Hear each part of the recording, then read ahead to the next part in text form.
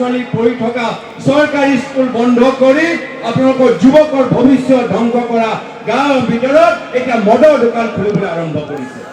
আমি কথা দিছো শ্ৰদ্ধেয় ৰাইজ, আমাৰ চৰকাৰ আহিলে গাঁৱৰ ভিতৰত মদৰ দোকান বন্ধ কৰা যাব আৰু চৰকাৰী স্কুল আমি পুনৰ আৰম্ভ কৰিম।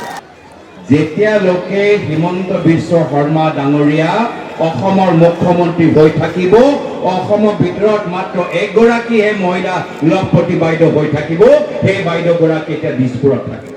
মোৰ পিতৃ অসমৰ 15 বছৰ মুখ্যমন্ত্ৰী, আজি তাৰিখলৈকে মোৰ নামত ক'তো বাগান বা মোৰ নামত ক'তো নিউজ চেনেল নাই। মোৰ পিতৃ অসমৰ 15 বছৰ মুখ্যমন্ত্ৰী, মোৰ পৰিবাৰৰ নামত ক'তো হোটেল বা ৰিজৰ্ট নাই। মোক মনত পৰে মোৰ পিতৃ প্ৰয়াত তৰুণ গগৈদেৱে কৈছিল যে ৰাজনীতি হ'ল ৰাইজক সেৱা কৰা এটা মাধ্যম। আৰু এটা কথা কৈছিল, এয়া কৈছিল এই মিছা ক'লে কি ডাল হ'ব, মিছা কথা ক'লে লাভ নাই কৈছিল। কিন্তু আজি তাৰিখত বিজেপি চৰকাৰে কয় মিছা কথা ক'লেহে লাভ হ'ব। তো সেই মামাৰ অৰুণোদয় 1250 টকা আজি তাৰিখত মূল্য বৃদ্ধি হৈ যোৱাৰ পিছত কাম নাই। আমাৰ দিনত প্ৰয়াত তৰুণ গগৈদেৱৰ দিনত অৰুণোদয় আঁচনি নাছিল, মানিছো, স্বীকাৰ কৰিছো। আমাৰ দিনত আমি 1250 টকা অৰুণোদয় আঁচনি দিয়া নাই, কিন্তু আমাৰ দিনত গেছ চিলিণ্ডাৰ দাম 400 টকা আছিল।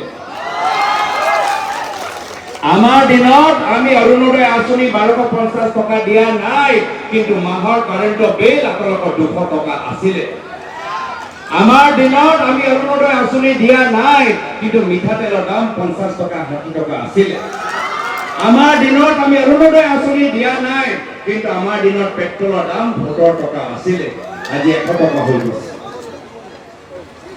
হ'ব পাৰে আমি নিজৰ দিনত অৰুণোদয় আঁচনি দিয়া নাই, আমি নিজৰ দিনত আমি দিছিলো মামনি আঁচনি, আমি দিছিলো মাজনী আঁচনি, আমি দিছিলো বাইদেউ আঁচনি, আমি দিছিলো নবৌ আঁচনি, আমি দিছিলো বিনামূলীয়া ভোটা, আমি দিছিলো বিনামূলীয়া কম্বল, আমি দিছিলো 3 টকা চাউল, আমি দিছিলো হেলথি পেনশন, আমি দিছিলো বৃদ্ধ পেনশন, আমি দিছিলো আশা কৰ্মী নিযুক্তিকৰণ, আমি দিছিলো অঙ্গনবাড়ী কৰ্মী নিযুক্তিকৰণ, আমি দিছিলো মেট্ৰিক পৰীক্ষাত ফাৰ্ষ্ট ডিভিজন পোৱা ল'ৰা ছোৱালীবোৰক বিনামূলীয়া কম্পিউটাৰ, আমি দিছিলো বিনামূলীয়া চাইকেল। এয়া হৈছে আমাৰ দিনৰ কাম।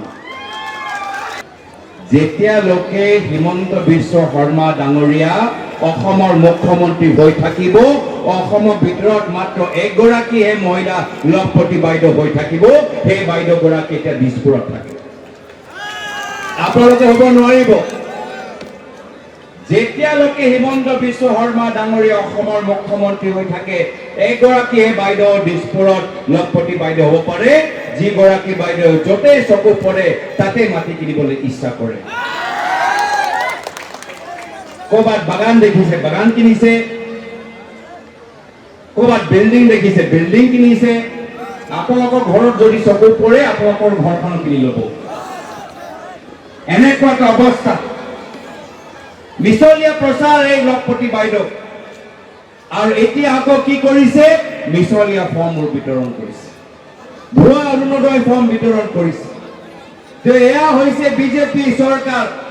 মাত্ৰ মিছা আৰু অপপ্ৰচাৰৰ নামত তেওঁলোকে আপোনালোকৰ ভোট লৈছে, কিন্তু য'ত আপোনালোকে মাত্ৰ ফৰ্ম চহী কৰি গৈ আছে, এইখন চৰকাৰে কি কৰিছে, লাহে লাহে ঘৰৰ ভিতৰত গাঁৱৰ ভিতৰত আপোনালোকৰ ল'ৰা ছোৱালী পঢ়ি থকা চৰকাৰী স্কুল বন্ধ কৰি আপোনালোকৰ যুৱকৰ ভৱিষ্যত ধ্বংস কৰা গাঁৱৰ ভিতৰত এতিয়া মদৰ দোকান খুলিবলৈ আৰম্ভ কৰিছে।